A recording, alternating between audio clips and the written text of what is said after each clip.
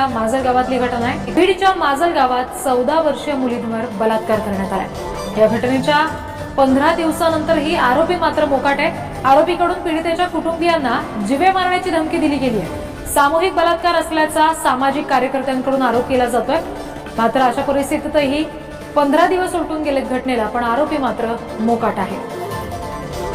बीड जिल्ह्यातल्या माजल गावातली घटना आहे। एका 14 वर्षीय मुलीवर बलात्कार करण्यात आला। 14 years चाइल्ड विक्टिम है। उसको अशोक घुंगे नाम पे एक आदमी ने लोकल लॉज पे लेके गए था।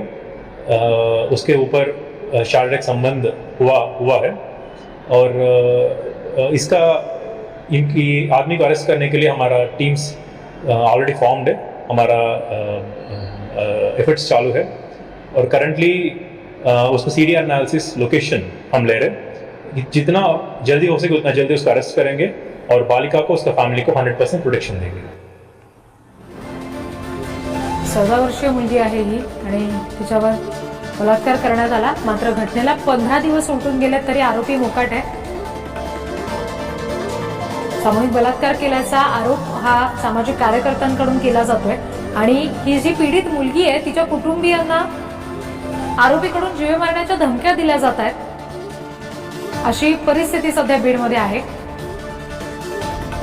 घेणार आहोत प्रतिनिधी उदय नागरगोजे यांच्याकडून। उदय, इतकी संतापजनक घटना घडूनही 15 दिवस जर आरोपी मोकाट असेल आणि वर त्या मुलीच्या घरच्यांना जर जीवे मारण्याची धमकी दिली जात असेल तर स्थानिक पोलीस प्रशासन नेमकं काय करतं याबाबत अजूनही ठोस पाऊल का उचललं जात नाहीये?